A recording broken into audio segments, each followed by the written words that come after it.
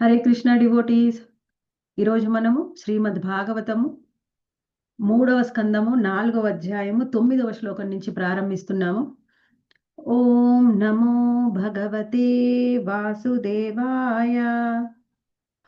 మనము 4వ స్కందంలో 8వ శ్లోకం వరకు కూడా శ్రీకృష్ణ భగవానుడిని ఉద్ధవుడు ఏ విధంగా స్మరించుకుంటూ ఉన్నాడు. ఎప్పుడైతే శ్రీకృష్ణ భగవానుడు ఇంకా చివరి సమయంలో ఆయన భగవద్ధామానికి చేరుకునే సమయంలో ఆయన స్వంత గృహ సభ్యులైనటువంటి ఆ ద్వారకావాసులందరినీ కూడా, అందులో కూడా ద్వారకావాసులు 2 రకాలు ఉన్నారు.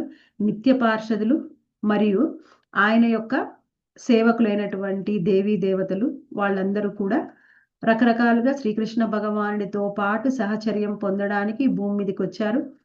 వాళ్ళందరినీ కూడా నిత్య పార్షదులేమో ద్వారకలోనే ఉండిపోయారు. కానీ మిగిలిన వాళ్ళందరినీ కూడా సరస్వతి నదీ తీరంలో ప్రభాస క్షేత్రానికి తీసుకొని వచ్చారు. అక్కడ వాళ్ళందరూ కూడా సోమరసాన్ని పానం చేసి వాళ్ళందరిలో వాళ్లే కలహించుకొని అందరూ కూడా శరీరాన్ని విడిచిపెట్టారు.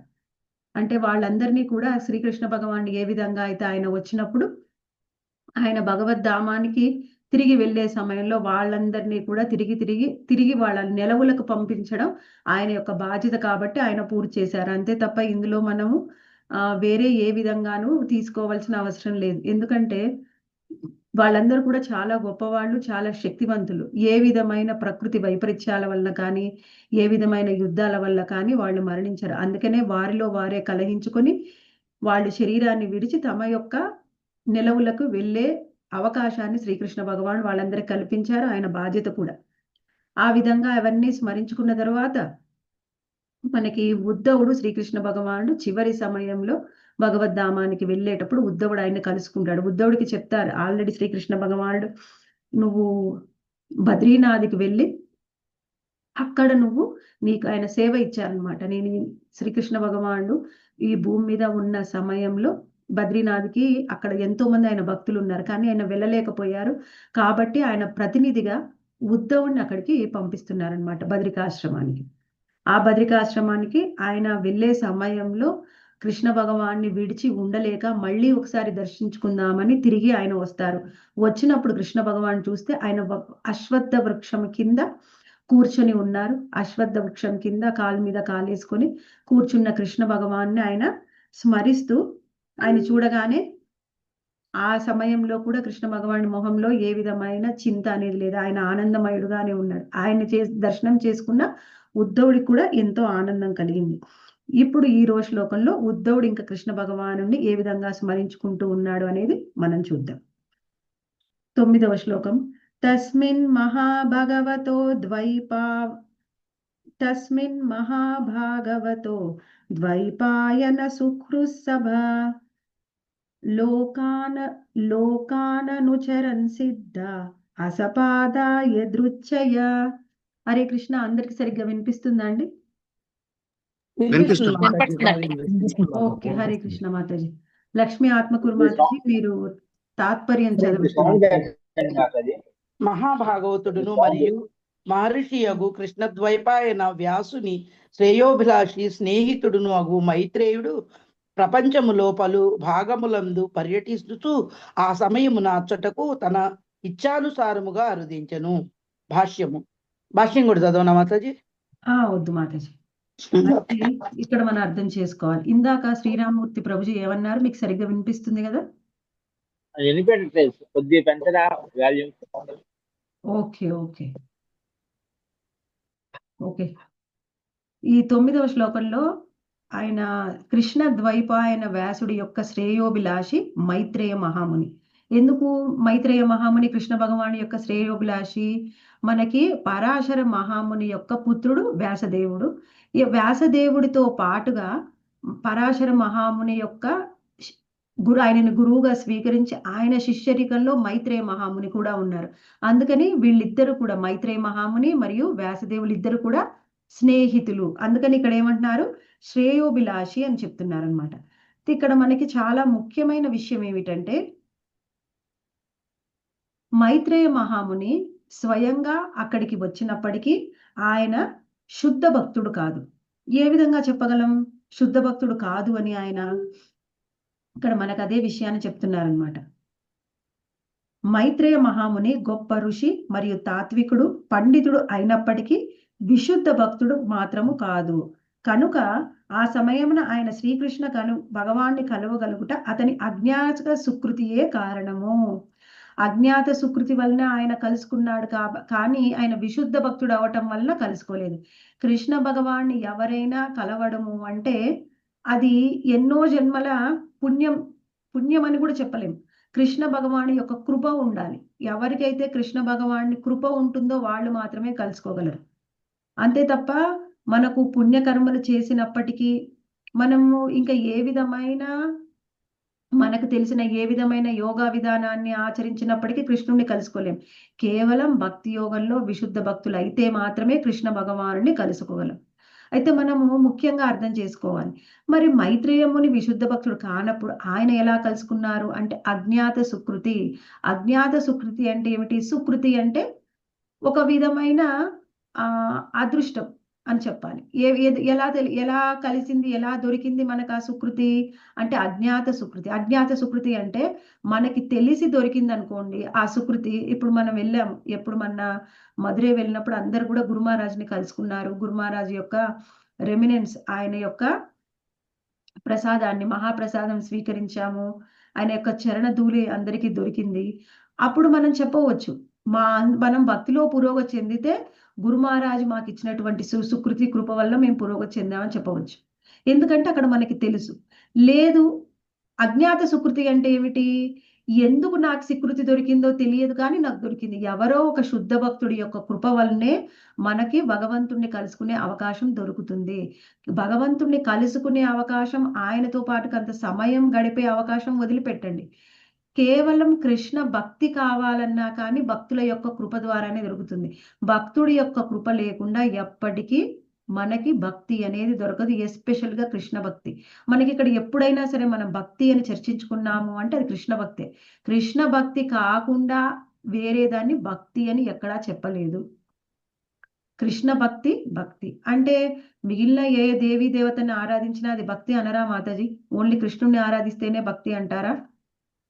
అవును, కేవలం కృష్ణుణ్ణి ఆరాధిస్తేనే భక్తి. అయితే ఇక్కడ మనం ఒకటి అర్థం చేసుకోవాలి. ఇంకేమిటి? నువ్వు ఇంకా ఎవరినైనా దేవీ దేవతని ఆరాధించు, వాళ్ళందరూ కూడా కృష్ణుడి యొక్క భక్తులు, కృష్ణుడి యొక్క సేవకులు, కృష్ణుడికి ప్రియమైన వారు. అలా మనం ఆరాధించినట్లయితే అది భక్తి అవుతుంది. కృష్ణ సంబంధం కానిది ఏది కూడా భక్తి అవ్వదు. అసలు భక్తి అంటే ఏంటి మాతాజీ? హరే కృష్ణ, ఎవరు చెప్తారు? భక్తి అంటే ఏంటి? మన ఇంద్రియాలని భగవంతుడి సేవలో నేర్పించడం కూడా భక్తి అవుతుంది.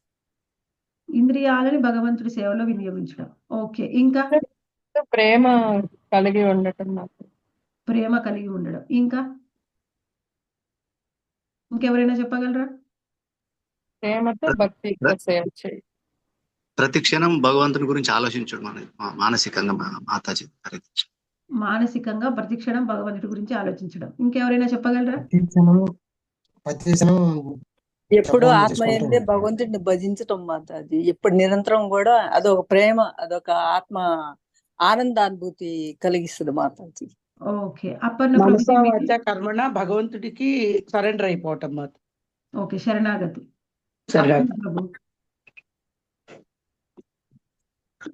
ఓకే,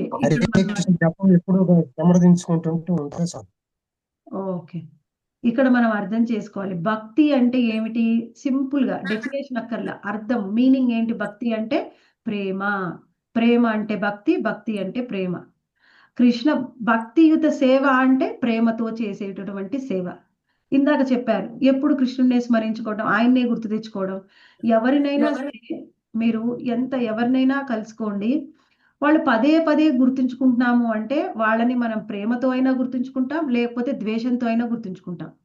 ప్రేమ ద్వేషం లేకుండా ఎవరినైనా ఎప్పుడైనా మనం తలుచుకుంటామా? హరే కృష్ణ. ఈ రెండిట్లో ఒకటి ఉన్నప్పుడే తలుచుకుంటాం. ఈ ద్వేషానికి కారణం ఏమిటి అంటే మన అహంకారం. ఎప్పుడైనా కోపం మనకి ఎందుకు వస్తుంది? మన అహంకారాన్ని, అంటే మనని ఎప్పుడైనా ఎవరైనా ఏమన్నా అన్నప్పుడు, తూలనాడినప్పుడు, విమర్శించినప్పుడు, బాధ పెట్టినప్పుడు, ఇదంతా ఏమిటి? మన అహంకారానికి గాయం తగిలింది. మనం తప్పు చేయకపోవచ్చు, ఎదుటి వాళ్ళదే తప్పై ఉండవచ్చు. కాకపోతే నేనెందుకు బాధపడుతున్నాను, నన్నెందుకు అన్నారు, నేను నన్ను అని వచ్చిందంటే అక్కడ ఏమిటి? అహం. అహంకారం. అహం అంటే ఎంతో కొంత నేను అనే భావన ఉండడం వల్లే మనకు కోపం వస్తుంది. అందుకని మనం వాళ్ళని స్మరించుకుంటాం. అది ఒక విషయం. కానీ మనం ఇంకా ముఖ్యంగా తలుచుకుంటాం ప్రేమతోని. మీరు రోజులో కొన్ని సందర్భాల్లో కృష్ణుడినైనా తలుచుకుంటారో లేదో గాని మీ పిల్లల్ని రోజులో ఒక్కసారైనా తలుచుకోకుండా ఎవరైనా ఉంటారా? అవును మాతాజీ, తలుచుకుంటాం ఒక్కసారైనా పిల్లలు. వాళ్ళ పిల్లలు గుర్తు రాకుండా ఎవరైనా ఉంటారా? ఉండరు. కంపల్సరీ గుర్తు ఒకసారైనా గుర్తు రోజులో ఒక్కసారైనా గుర్తొస్తారు. ఇప్పుడు మనము 24 గంటలు కృష్ణుడితోనే గడుపుతున్నాం. భగవద్గీత, భాగవతం, చాంటింగ్ అన్నీ కృష్ణుడితోనే ఉంటున్నాం కాబట్టి కృష్ణుడిని గుర్తు తెచ్చుకుంటున్నాం. ఒకవేళ మీరు ఏదైనా ఒక ఫంక్షన్‌కి గాని, పెళ్ళికి గాని వెళ్ళండి. అక్కడ అసలు కుదరట్లేదన్నమాట. జపానికి గాని, భగవద్గీత, భాగవతానికి సమయం లేదు. జపం కూడా సర్లే వీలైనంత చేశారు. వీలు కానంత ఏం చేశారు? నెక్స్ట్ డేకి పోస్ట్‌పోన్ చేశారు. ఆ రోజులో మీరు కృష్ణుడిని ఎన్ని సార్లు తలుచుకుంటారు? మాతాజీ, ఇంటికి చుట్టాలు వస్తేనే కృష్ణుని తలుచుకోవటం ఆగిపోతుంది. వాళ్ళ సేవ చేయటమే సరిపోద్ది. ఎక్కడికో వెళ్ళటం ఉండదు. ఇంకా ఇంట్లోనే ఇంట్లో వాళ్ళకి సేవ చేయలేకపోతున్నాం. చేయడం కూడా సరిపోతుంది. ఇప్పుడు 3-4 క్లాసుల నుంచి మీరు చూడటం లేదు మేడం. నేను నాకు అవ్వటం లేదు. ఆ టైంలోనే ఏదో రావడం, ఎవరో రావడం అలా అవుతుంది. ఏం నిజం చేస్తాం? మాతాజీ. 3 రోజుల నుంచి చుట్టాలుంటే ఈ రోజు క్లాసులన్నీ డుమ్మానే. ఇవాళ మీ క్లాస్ కి జాయిన్. ఇక్కడ మనం అర్థం చేసుకోవాలి. అంటే ఎప్పుడు మనం కృష్ణ చైతన్యంలో ఉండడానికి, ఆయనకు సేవ చేయడానికి ప్రయత్నిస్తున్నాం కాబట్టి కృష్ణుడిని గుర్తెచ్చుకుంటున్నాం. ఒకప్పుడు మనం భక్తిలోకి రాకముందు మనకి భగవంతుడు అంటే ఎంతసేపు పొద్దున్నే పూజ చేసినంత సేపే గుర్తొస్తాడు. తర్వాత మర్చిపోతాం. మళ్ళీ రేపు పొద్దున్నే పూజ చేసినప్పుడే. ఇప్పుడు కృష్ణ చైతన్యంలోకి రాబట్టి ఆయన యొక్క కృప వల్ల కృష్ణుడిని మనం స్మరించుకుంటూ ఉన్నాం. ఎంత 100%. పూర్తిగా మనం వేరే పనిలో నిమగ్నం అయ్యామంటే కృష్ణుడు గుర్తురాడు. పనిలో కష్టాలు. నిమగ్నం అవ్వకపోతే కృష్ణుడు గుర్తొస్తాడు. అంటే ఏమిటి? మనము ఎంత ఎక్కువగా ఎవరినైతే ప్రేమిస్తామో వాళ్ళనే గుర్తు తెచ్చుకుంటాం, వాళ్ళనే స్మరించుకుంటాం. ఇందాక సత్తయ్య ప్రభు అన్నారు. ప్రతి క్షణం కృష్ణుడిని గుర్తు తెచ్చుకోవడం. గుర్తు తెచ్చుకోవడం అది ఈజీగా సాధ్యం అవ్వదండి. ప్రేమిస్తే అవదు. సాధ్యం అవుతుంది. ఒకవేళ మీకు కృష్ణుడు నిజంగా నిరంతరం గుర్తొస్తున్నాడంటే మీరు నిజంగా అంత ప్రేమిస్తున్నారు. ప్రేమతోనే సాధ్యం. ప్రేమ లేని స్మరణ అనేది అసాధ్యము. అది తెలుసుకోవాలి. ఇక్కడ ఏమంటున్నారు? ఆయనకి అజ్ఞాత సుకృతి వచ్చింది. మనకి ఆయనకు అజ్ఞాత సుకృతి ఎవరో ఒక భక్తుడు ఇవ్వడం వల్ల వచ్చింది. భక్తుడు లేకుండా భక్తి గాని, సుకృతి కానీ రాదు. అవును. ఇక్కడ మనం అర్థం చేసుకోవాలి. వ్యాసదేవుడి పేరు చెప్పారు కాబట్టి ఏమైనా వ్యాసదేవుడి వల్ల ఆయనకు అజ్ఞాత సుకృతి దొరికి ఉండవచ్చు మైత్రేయ మహామునికి. అందువల్ల ఆయన చివరి సమయంలో కృష్ణ భగవానుణ్ణి ఆకస్మికంగా కలుసుకునే అవకాశం వచ్చింది. అది ఆకస్మిక భక్తి వల్లనే ఒనగూడింది. ఆయన భక్తి మొదటి నుంచి శుద్ధ భక్తి లేదు. భక్తి కూడా ఆకస్మికంగా వచ్చింది. ఎందుకు? అజ్ఞాత సుకృతి వలన. ఆ విషయాన్ని మనము 9వ శ్లోకంలో తెలుసుకుందాం. ఇప్పుడు మనం 10వ శ్లోకాన్ని చర్చించుకుందాం. తస్యానురక్తస్య మునేర్ముకుందః ప్రమోద భావా సతకందరస్య అశృణ్వతో మామనురాగహాస సమీక్షయా విశ్రమయన్నువాచ. నెక్స్ట్ సత్తయ్య ప్రభుజీ చదవండి. హరే కృష్ణ మాతాజీ, దండత బ్రాహ్మణుడు. మైత్రేయ ముని శ్రీకృష్ణ భగవాను ఏడ అమిత ఆసక్తుడై ఉండెను. తన మెడను వంచి ప్రమోద భావమును అతడు శ్రవణము చేయుచుండెను. అంతటా నాకు పూర్తి విశ్రాంతి నొసుగుచూ దరహాసముతోనూ మరియు నాపై ప్రత్యేక వీక్షణను సారించుచును భగవానుడు ఇట్లు పలికెను. హరే కృష్ణ. హరే కృష్ణ. ఇక్కడ ఈ శ్లోకము ముఖ్యమైనది. ఇక్కడ ఏం చేస్తున్నారు? ఆ సమయంలో మైత్రేయముని కృష్ణ భగవానుడు ఉద్ధవుడు ఉన్న ప్రదేశానికి వచ్చాడు. అప్పుడు ఆయన మైత్రేయముని అమితంగా ఆసక్తితోని చాలా సంతోషంగా వాళ్ళిద్దరు ఏం మాట్లాడుకుంటున్నారు అని మెడను వంచి శ్రవణం చేస్తూ ఉన్నారు. అప్పుడు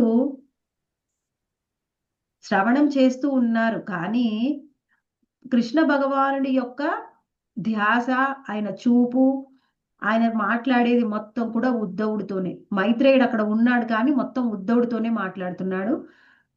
ఆయన మాట్లాడుతూ ఏమంటున్నాడు? ప్రత్యేకంగా ఆయన మీదనే చూపుని సారించి భగవంతుడు ఈ విధంగా పలుకుతూ ఉన్నాడు. అది ఏం పలుకుతున్నారో నెక్స్ట్ శ్లోకంలో చూద్దాం.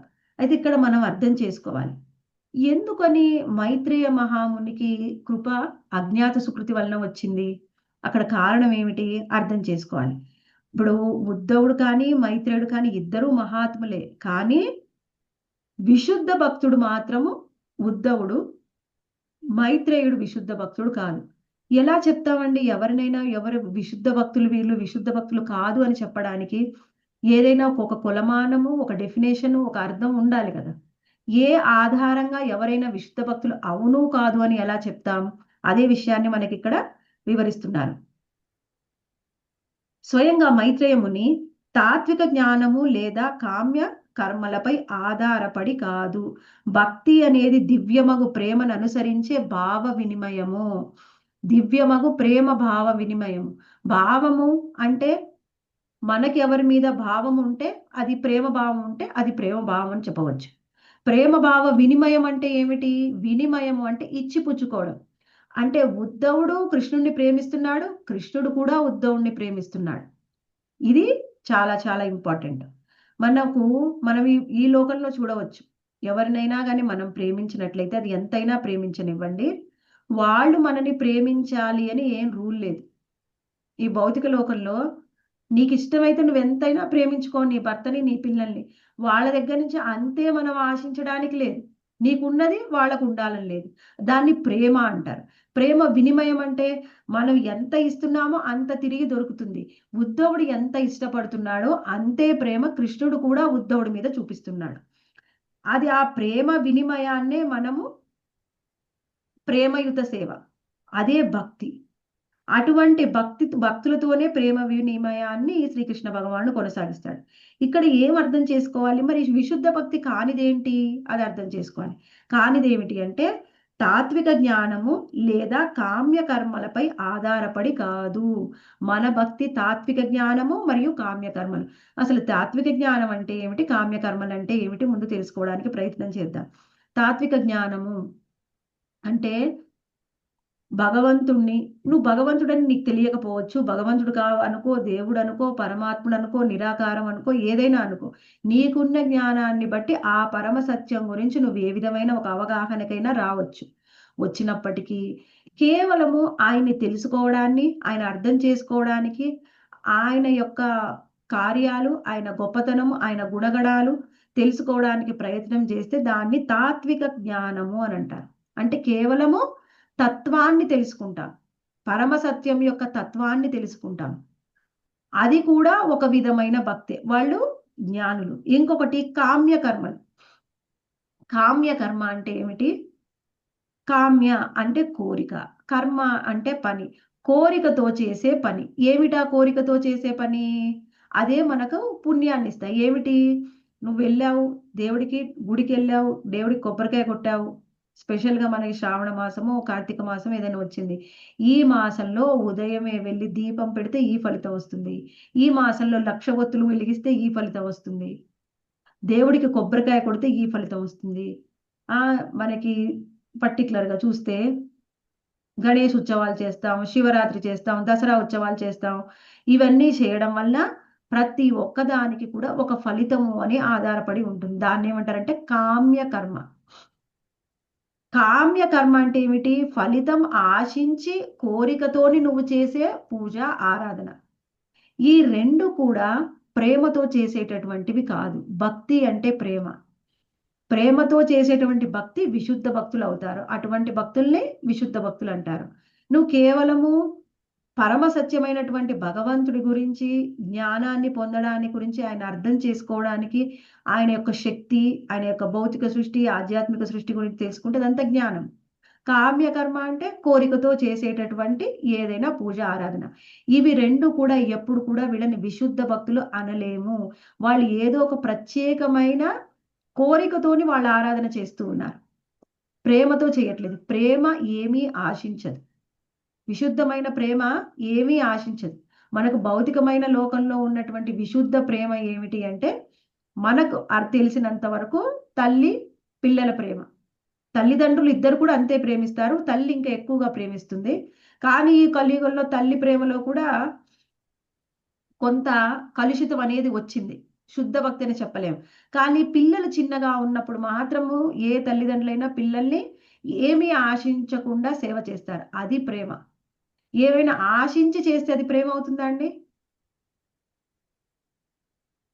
అవదు మాతాజీ. అవ్వదు మాతాజీ, అవ్వదు మాతాజీ. ఆశించి చేస్తే ప్రేమ అవ్వదు. అందుకనే ఇంతకు ముందు తెలియదు. కానీ ఈ మధ్య కాలంలో మనము ఎక్కువగా న్యూస్‌లో గాని, పేపర్‌లో ఎప్పుడైనా వింటే భర్తని చంపిన భార్య, భార్యని చంపిన భర్త, ప్రేమికుడిని చంపిన ప్రియురాలిని చంపిన ప్రియుడు. అంటే ఏమిటి? ఒకవేళ నీవు గనక నిజంగా వాళ్ళని ప్రేమిస్తే వాళ్ళని ఎందుకు హాని చేస్తావు? వాళ్ళని ఎందుకు బాధ పెడతావు? అంటే నువ్వు ప్రేమిస్తున్నాను అని అనుకోని వాళ్ళని బాధ పెడుతున్నావు అంటే నీది ప్రేమ కాదు. అక్కడ నీది ఏదో స్వార్థం ఉంది. నీ స్వార్థం ఏదో నెరవేరట్లేదు కాబట్టి నీకు ఆనందాన్ని ఇవ్వని ఎదుటి వ్యక్తిని నువ్వు చంపడానికి ప్రయత్నం చేస్తున్నావు. కావాలంటే బాధ పెట్టడానికి ప్రయత్నం ఏదో ఒక విధంగా నువ్వు వాళ్ళని బాధ పెడుతున్నావు. ఎప్పుడైనా గానీ విశుద్ధమైన ప్రేమ ఎదుటి వ్యక్తిని బాధ పెడుతుందా? బాధ పెట్టదు. వాళ్ళు ఏమైనా ఇవ్వనివ్వండి, ఇవ్వకపోనివ్వండి. తల్లి ఎలా చిన్న పిల్లల్ని వాళ్ళు ఏమిస్తారనేది ఆలోచించదు. ఎంతో ప్రేమతోని సేవ చేస్తుంది. పిల్లలు పెద్దయితే తల్లిదండ్రులకు కూడా ఈ మధ్య కల్మషాలొస్తున్నాయి. కానీ చిన్నగున్నప్పుడు మాత్రం ప్రేమిస్తారు. అంటే ఏమిటి? ఎవరైతే ప్రేమతో సేవ చెయ్యకుండా తత్వజ్ఞానం కానీ, కామ్యకర్మల మీద ఆధారపడితే వాళ్ళని విశుద్ధ భక్తులు అని అనలేము. ఇక్కడ విశుద్ధ భక్తులకి సహజమైన అనురాగం. విశుద్ధ భక్తి అంటే ఏమిటి? సహజమైన అనురాగంతోని కృష్ణుడికి చేసే సేవ. ఆ సేవ ఎవరెవరికి చేశారు? కృష్ణుడికి ఎవరెవరు చేశారు అంటే బృందావన వాసులు. ఇంకా బృందావన వాసులందరూ కూడా కృష్ణుడికి ఎంతో సేవ చేశారు. మనకి కృష్ణుడు చెప్పాడనమాట. గోపికలు, బృందావన వాసులు ఎంతో కృష్ణుడికి సేవ చేశారు. కృష్ణుడికి గోపికలతో ఉన్న సంబంధం ఎంతో పరమ ఉత్కృష్టమైనది, ఉన్నతమైనది అని ఎవరు చెప్పారు అంటే స్వయంగా చైతన్య మహాప్రభు చెప్పారు. ఇంకెవరో అన్న చెప్తే మనకి డౌటు, మనం నమ్ముతాం లేదు, డౌట్స్ ఉండవచ్చు. కానీ స్వయంగా చైతన్య మహాప్రభు అంటే స్వయం కృష్ణుడు. స్వయం కృష్ణుడే వచ్చి చెప్పాడు. ఎందుకంటే మనము ఇంకా ఎవరికైనా సందేహాలు ఉంటాయేమో అని స్వయంగా చైతన్య మహాప్రభువే వచ్చి చెప్పాడు. ఇంకా మనం అర్థం చేసుకోవాలి. ఇక్కడ ఏమిటి అంటే చైతన్య మహాప్రభువు ఆయన సన్యాసం తీసుకున్నాడు కాబట్టి ఒక స్త్రీని కూడా రోడ్డు మీద కూడా ఒక స్త్రీతోని ఒంటరిగా మాట్లాడేవాడు కాదు. ఎవరైనా భక్తురాలి ఒక స్త్రీ మహాప్రభువును కలవడానికి వచ్చినా, మాట్లాడడానికి వచ్చినా వాళ్ళ కుటుంబ సభ్యులు ఎవరైనా పక్కన ఉండాలి. లేకపోతే ఈయన శిష్యులైనా పక్కన ఉండాలి. లేకుండా మహాప్రభు ఎవరితోని మాట్లాడేవాడు కాదు. అటువంటి చైతన్య మహాప్రభువు కృష్ణ భగవానుడితో ఉన్నటువంటి స్త్రీల గురించి ఎందుకు చర్చిస్తాడు? వాటిని ఎందుకు శ్రవణం చేస్తాడు? అంటే అక్కడ ఏ విధమైన వేరే భావన లేదు. కేవలం కృష్ణుని వాళ్ళందరూ ప్రేమతో సేవ చేశారు. అందుకని వాళ్ళకు అంత స్థానాన్ని కృష్ణుడిచ్చారు. గోపికలు కృష్ణుడిని ప్రేమించడమే కాదు, కృష్ణుడు కూడా గోపికల్ని అంతే విధంగా ప్రేమించాడు. అందుకని వాళ్ళది విశుద్ధ భక్తి ఇక్కడ అర్థం చేసుకోవాలి. అందుకని ఉద్ధవుడి కన్నా, మైత్రేయుడి కన్నా ఉద్ధవుడు ఇంకా కృష్ణ భగవానుడికి ఎక్కువగా సన్నిహితుడు. ఇప్పుడు ఉద్ధవుణ్ణి ఆయన ఇందాక సంబోధించాడు. ఉద్ధవుణ్ణి సంబోధిస్తూ కృష్ణుడు మాట్లాడడం మొదలు పెట్టారు. 11వ శ్లోకంలో శ్రీ భగవానువాచ వేదాహమంతర్మనసీప్సితం తే దదామి యత్తదురనాపమన్యై సత్రే పురా విశ్వసృజాం వసూనాం మస్సిద్ధికామే నవసోత్వయేష్టః. హైమావతి మాత చదవండి మాతాజీ. హరే కృష్ణ మాతాజీ, దండోత్ ప్రణామం.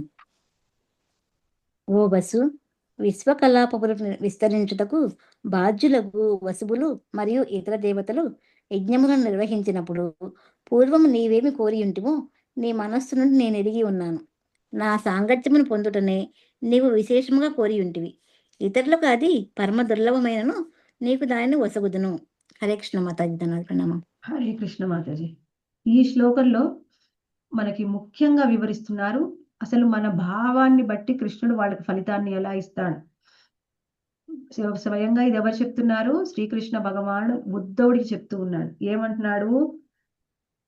విశ్వకలాపాలు నిర్వహించడం కోసము వసువులు మరియు దేవతలు అందరూ కలిసి యజ్ఞం నిర్వహించినప్పుడు పూర్వము నీవేం కోరుకున్నావో, నీ మనసులో నువ్వేం భావించావో అదే నేను నీకు ఇచ్చాను. ఇది పరమ దుర్లభమైనది, అయినా కానీ నేను నీకు వసగాను అని చెప్తున్నారు. ఇది వీళ్ళిద్దరు చర్చిస్తున్నా, ఇది మైత్రేయుడు వినడం చాలా ముఖ్యం. తర్వాత మైత్రేయుడు విని కూడా అర్థం చేసుకుంటాడు. ఆ తర్వాత చర్చిద్దాం. ఇక్కడ ఏమంటున్నారంటే ముఖ్యంగా విశ్వ కలాపాలని నిర్వహించడానికి, అంటే విశ్వంలో ఉన్నటువంటి ఎన్నో పనులను నిర్వహించడానికి అష్ట వసువుల్ని మరియు దేవతల్ని స్వయంగా శ్రీకృష్ణ భగవానుడు నియమించాడు. వాళ్ళందరూ కూడా కృష్ణ భగవాను ఏ విధమైనటువంటి వాళ్ళకి బాధ్యతలు అప్పగించారో ఆ విధమైన బాధ్యతల్ని వాళ్ళు పూర్తి చేస్తున్నారు. వాళ్ళు ఒకసారి ఏం చేశారంటే జీవితపు చరమగమ్యమును పూర్ణం చేయగోరుచు పూర్వం ఒకసారి యజ్ఞమును వనరించిరి. జీవితపు చరమగమ్యము అంటే చిట్ట చివరి యొక్క లక్ష్యము మజిలి, అది పొందడానికి ఒకసారి యజ్ఞాన్ని నిర్వహించారు. అంటే ఎవరెవరు ఏ విధంగా కోరుకుంటున్నారు, వాళ్ళ గమ్యం ఇది అని వాళ్ళు కోరుకుంటున్నారు, దానికోసం యజ్ఞం చేశారు. ఆ యజ్ఞ సమయంలో ఈ ఉద్ధవుడి యొక్క ప్రధాన విస్తారం వసువు, ఆ వసువుల్లో ఒకైన వసువు ఆ యజ్ఞం జరిగినప్పుడు ఆయన స్వయంగా కోరుకున్నాడు. ఏం కోరుకున్నాడు? నేను ఆ భగవంతుడి యొక్క నిత్య పార్షదుని అవ్వాలి. అంటే నిత్య పార్షదుడు అంటే ఈయన యొక్క భావం వేరుగా ఉంది, నిత్య సహచరుణ్ణి కావాలి అని స్వయంగా ఉద్ధవుడు కోరుకున్నాడు. అయితే స్వయంగా ఉద్ధవుడు కోరుకుంటే ఇచ్చాడు, మరి మనం కోరుకున్నా ఇస్తారా? ఎవరు ఏం కోరుకుంటే కృష్ణ భగవానుడు అది ఇచ్చేస్తాడా? మరి అయితే ఇప్పటికి ఎన్నో కోరుకున్నామండి మేము. కొంతమంది అనుకోవచ్చు, నాకు ఒక పెద్ద కారు కావాలని నేను కోరుకున్నానండి, చిన్న చిన్న కారు కాదు, మరి నాకు ఇంతవరకు రాలేదే అనుకోవచ్చు. ఇక్కడ మనం ఒకటి అర్థం చేసుకోవాలి. ఇక్కడ చెప్తున్నారు చూడండి, మనం ఏం కోరుకున్నా మనకి ఇచ్చేది ఎవరు అంటే స్వయంగా కృష్ణుడే. ఇక్కడ మనం అది అర్థం చేసుకోవాలి. ఇక్కడ ఏమంటున్నారు, అందరి హృదయంలో కూడా మనము, ఇది ముఖ్యమైన విషయం, ప్రతి ఒక్కరి హృదయంలో కూడా పరమాత్మ ఉంటారు. ప్రతి ఒక్కరి హృదయంలో పరమాత్మ ఉంటారు.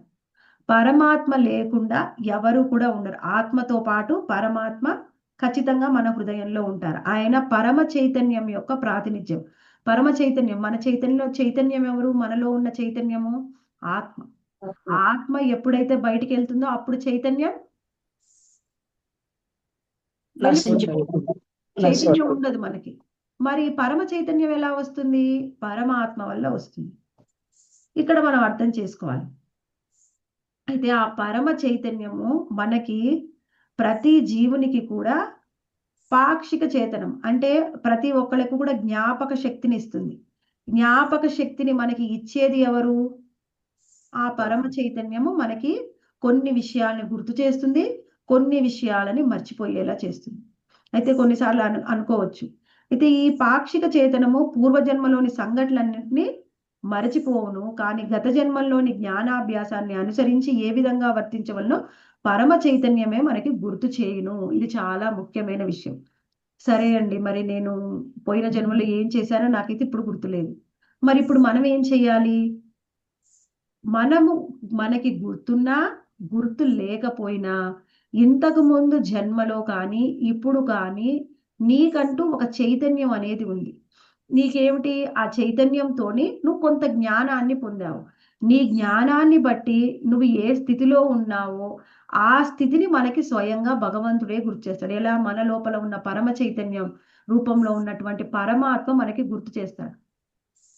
ఇప్పుడు ఉదాహరణకి చూస్తే, మీరు ఎక్కడికైనా వెళ్ళారు, వెళ్ళినప్పుడు ఏదైనా టెంపుల్ కానీ ఎక్కడికైనా వెళ్ళవచ్చు. వెళ్ళినప్పుడు అక్కడ భగవద్గీతకి ఎన్నో రకాలటువంటి భాష్యాలు రాసినటువంటి వాళ్ళు ఉన్నారు. అందులో మీకు మాయావాద యొక్క తత్వాన్ని రాసినటువంటి భగవద్గీత ఉంది, శ్రీల ప్రభుపాదుల వారు రాసినటువంటి భగవద్గీత యథాతథం కూడా ఉంది. చాలా మందికి తెలియదు. మీరు చూస్తే గీతా పరివార్లో ఎక్కువ మంది భగవద్గీతని కొంటూ ఉన్నారు, చదువుతున్నారు. వాళ్ళ గ్రూపుల్లో ఎక్కువ మంది ఉన్నారు, మన గ్రూపులో తక్కువ మంది. వాళ్ళ గ్రూపుల్లో వందల మంది ఉన్నారు. వాళ్ళందరూ కూడా భగవద్గీతని శ్లోకాలు చదువుతున్నారు, వింటున్నారు, నేర్చుకుంటున్నారు. మన గ్రూపుల్లోనే ఇంకా తక్కువ ఉన్నారు చెప్పాలంటే. అయితే ఇప్పుడు మనకి ఆ లింకు వచ్చింది, ఈ లింకు వచ్చింది. కొన్ని రోజులు కొంతమంది ఏం చేస్తారంటే అది విని ఇందులోకి వస్తారు. కొంతమంది ఫస్ట్ ఈ రెండే చెప్పినా కానీ ఇందులోనే జాయిన్ అవుతారు. ఇదే నమ్ముతారు. ఇందులోనే ముందుకెళ్తారు. వాళ్ళకి ఇప్పుడు ఎవరైనా గీతా పరివార్ క్లాసులు వినే వాళ్ళకి అది ఉత్తమమైంది కాదు, ఇది ఉత్తమమైంది, ఇది భగవద్గీత యథాతథం అని చెప్పినా వాళ్ళు నమ్మరు. ఎందుకు అంటే నీకు ఇంతకు ముందు జన్మలోనే నీకు కొంత జ్ఞానం అనేది ఉంది పరమసత్యం గురించి. నువ్వు తెలుసుకున్నావు, నువ్వు ఒకటి ఆచరించావు.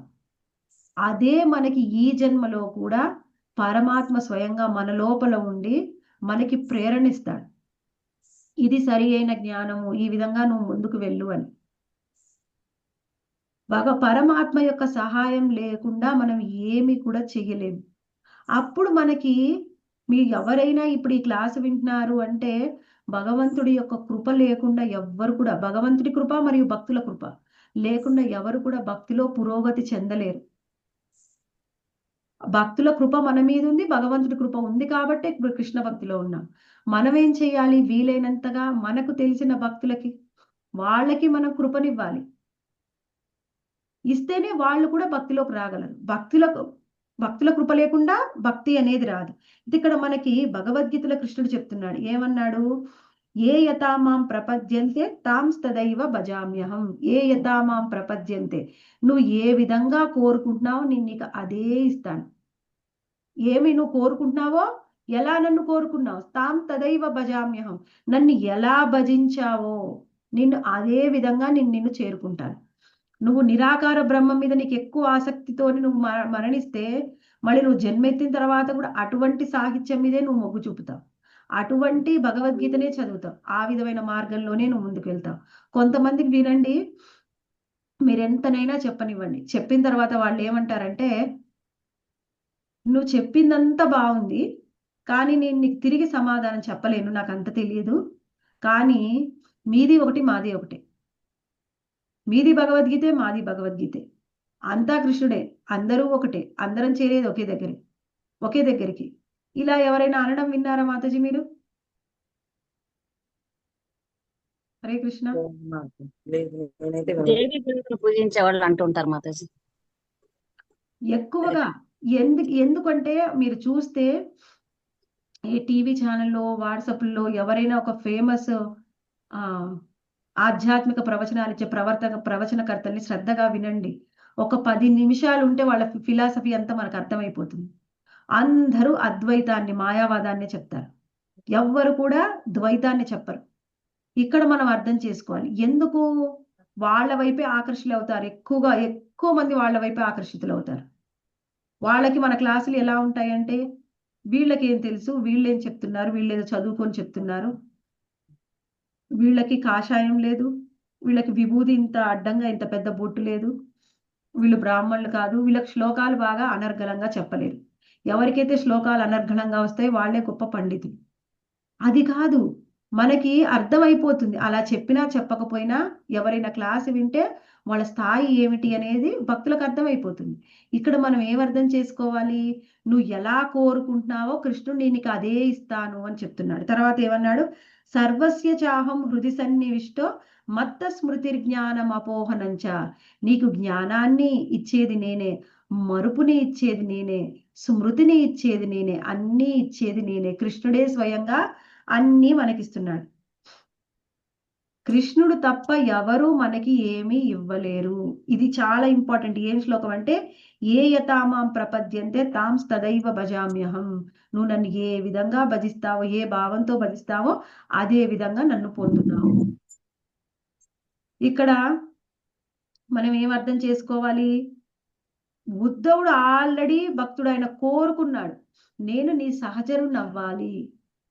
ఇది చాలా దుర్లభం, కానీ నువ్వు కోరుకున్నావు కాబట్టి నేను ఇచ్చాను. ఇక్కడ చెప్తున్నారు చూడండి, మనుజుడు ప్రతిపాదించును భగవానుడు తీర్చివేయును. మనుజుడు కోరుకుంటాడు, భగవంతుడు తీర్చివేస్తాడు. మరి అన్ని మేము ఎన్నో కోరుకున్నామండి, ఎన్ని తీరలేదు. ఒకటి మనం అర్థం చేసుకోవాలి, కొన్నిసార్లు అభక్తులమైతే మన కర్మ సిద్ధాంతం అక్కడ మనకి అప్లికబుల్ అవుతుంది. అంటే ఏమిటి? నువ్వు కోరుకున్నావు, నీకు అర్హత ఉందా లేదా చిట్టా చూస్తాడు. నీకు అర్హత ఉంటే నువ్వు కోరుకుంది ఇస్తాడు, నీకు అర్హత లేకపోతే కోరుకుంది ఇవ్వడు. భౌతికంగా, ఆధ్యాత్మికంగా కూడా నాకు అర్హత బట్టి నేను లేదు, అర్హత లేకుండా నేను కూడా ఉద్ధవుడంత శుద్ధ భక్తుడిని అవ్వాలి.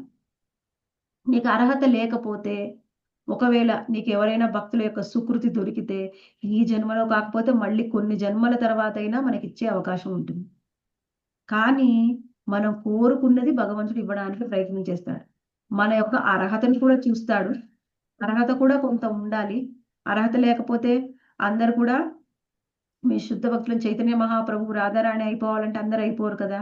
మన దగ్గర సాధన, మనకు ఆ కమిట్మెంట్, శరణాగతి కూడా ఉండాలి. అలా కృష్ణ భగవానుడు ఆయన కోరుకున్నాడు, ఈయన తీర్చివేశాడు. ఇక్కడ మనము ఎవరైతే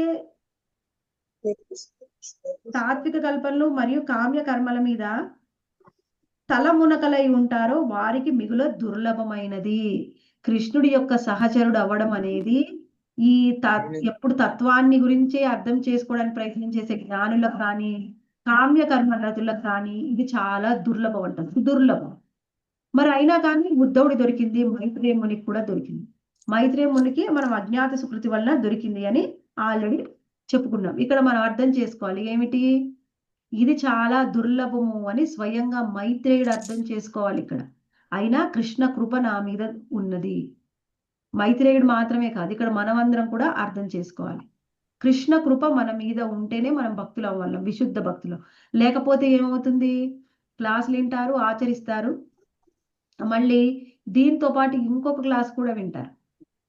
అదేమిటి, తత్వజ్ఞానం గురించి, కామ్యకర్మలు, ఈ పూజలు ఆ పూజలు చేయండి అంటే అది నచ్చుతుంది మనకి. ఎవరో మాయావాదం చెప్పే వాళ్ళ జ్ఞానం కూడా నచ్చుతుంది అనుకోండి, విశుద్ధ భక్తులం కాదు. ఇటువైపు కొంత అటువైపు కొంత కాలేసితే వాళ్ళు ఎవరు ఎప్పటికీ విశుద్ధ భక్తులు అవ్వలేరు. అప్పుడు విశుద్ధ భక్తులకు దొరికేటటువంటి స్థాయి ఏమిటి, భగవద్ధామంలో ఆయన యొక్క సహచర్యం, అది ఎప్పటికీ లభించదు. అది మనం ముఖ్యంగా ఇక్కడ అర్థం చేసుకోవాలి. ఇంకా తర్వాత కృష్ణ భగవాన్ ఇంకా చెప్పబోతున్నారు. ఏం చెప్తున్నారు ఇక్కడ చూద్దాం. హరే కృష్ణ మాతాజీ. అంటే అష్టవసువుల్లో ఒకడన్న ఉద్ధవుడు అనుకోవాలా మనం పూర్వజన్మలో? అవును మాతాజీ, అష్టవసుల్లో ఒకడు. ఆయన ఆ యజ్ఞం చేసేటప్పుడు కృష్ణ భగవానుడు సేవ కోరుకున్నాడు, సాన్నిహిత్యం కోరుకున్నాడు, కాబట్టి ఈ జన్మలో ఉద్ధవుడుగా కృష్ణ భగవానుడికి దగ్గరగా ఉన్నాడు. అవును.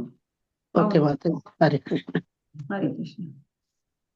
సయేష సాధోచ్చరమో భవాన మా సాధితస్తే మదనుగ్రహో యత్ యన్మానృలోకాన్ రహవుసృజంతం దిష్ట్యా దదృశ్వాన్ విశదానువృత్యా. నెక్స్ట్ సుజాత మాత చదవండి. హరే కృష్ణ. 10 కదా మాతాజీ? తాత్పర్యం మాతాజీ. 10వ శ్లోకం కదా. 12వ శ్లోకం. 12. ఒక్క నిమిషం. ఈ ఓ సాధు ప్రస్తుత జన్మమున నీకున శరమానుగ్రహము వసగబడినందున ఈ జన్మము చివరిదియును మరియు పరమోత్కృష్టమును అయి ఉన్నది. ఈ బద్ధజీవుల విశ్వమును విడిచి నీవిక నా దివ్యధామముకు వైకుంఠమున కేగవచ్చును. విశుద్ధమును అకుంఠితమును అగు భక్తియుక్త సేవ కారణమున ఈ ఏకాంత ప్రదేశమున నీవు నన్ను దర్శించుట నీకు గొప్ప వరదానమై ఉన్నది. హరే కృష్ణ మాతాజీ, ధన్యవాదాలు. హరే కృష్ణ మాతాజీ. ఇక్కడ చెప్తున్నారు, నువ్వు ప్రస్తుత జన్మంలో నా చరమ అనుగ్రహాన్ని పొందావు. చరమ అనుగ్రహం, చరమము అంటే చివరిది, అనుగ్రహం అంటే చివరిది అనుగ్రహం, అంటే ఇంతకంటే ఉన్నతమైన అనుగ్రహం ఇంకొకటి లేదు అని స్వయంగా కృష్ణుడు చెప్తున్నాడు. అది ఏమిటి, శ్రీకృష్ణ భగవానుడి యొక్క సహచర్యాన్ని పొందడము. ఆ చరమ అనుగ్రహాన్ని నువ్వు ఆల్రెడీ పొందావు. అందుకని ఈ మాతాజీ కట్ అయిపోతుంది మాతాజీ మీ మాట. బానే ఉంది మాతాజీ. అవునా? ఇక్కడ మనం అర్థం చేసుకోవాలి, చరమమైన అనుగ్రహం అంటే చివరి అనుగ్రహం, ఇంతకు మించిన అనుగ్రహం ఇంకొకటి లేదు. అదే మనం ఎప్పుడు కూడా చెప్పుకుంటాం, భగవద్ధామంలో కృష్ణధామంలో వెళ్ళి కృష్ణుడి యొక్క సహచరులం అవ్వాలి, అక్కడ కృష్ణుడికి సేవ చేయాలి. అది ఉన్నతమైన చరమ లక్ష్యం మనది అయి ఉండాలి అని ఎప్పుడు కూడా మనం చెప్పుకుంటూ ఉంటాం. ఇక్కడ స్వయంగా మనం అనుకోవడమేనా? దీనికి ఏమైనా ప్రమాణం ఉందంటే స్వయంగా కృష్ణుడు చెప్తున్నాడు ఇక్కడ. ఎవరికి? ఉద్ధవుడికి. నా చరమ అనుగ్రహం నీకు దొరికింది, ఇంతకు మించి నువ్వు పొందడానికి ఏం లేదు, అందుకని నువ్వు ఇంకా భగవద్ధామానికి తిరిగి వెళ్ళవచ్చు. ఇంకా ఇక్కడ నువ్వు చేయవలసిన పని ఏం లేదు, ఈ భూమి మీద నీకు ఇంకే విధమైన పని లేదు, తిరిగి ఇటువంటి లోకానికి రావాల్సిన అవసరం లేదు. ఎందుకు నీకు అటువంటి నీ కృపనిచ్చాను అంటే విశుద్ధమును అకుంఠితమును అగు భక్తియుత సేవ కారణమున ఈ ఏకాంత ప్రదేశమున నన్ను నీవు దర్శించుటకు నీకు గొప్ప వరదానమై ఉన్నది. విశుద్ధము అకుంఠితమైన భక్తియుత సేవ. విశుద్ధము అంటే మనం చెప్పుకున్నాం ఏమిటది? విశుద్ధం అంటే ఇప్పుడే చెప్పుకున్నాం మాతాజీ, 2 విషయాలని మనం అనుసరించకపోతే అది విశుద్ధం. ఒకటేమిటి? తాత్విక కల్పన, తాత్విక జ్ఞానం. కల్పన అంటే ఊహ, కానీ తాత్విక జ్ఞానం. రెండవది కామ్యకర్మ. తాత్విక జ్ఞానం కామ్య కర్మల వల్ల మన భక్తి అశుద్ధం కాకపోతే అది విశుద్ధమైన భక్తి. ఇంకొకటి ఏంటిది? అకుంఠితం. అకుంఠితము అంటే ఎటువంటి పరిస్థితుల్లో అయినా ఎప్పుడైనా కానీ మన భక్తిలో ఎటువంటి మార్పు రాదు కృష్ణుడి మీద.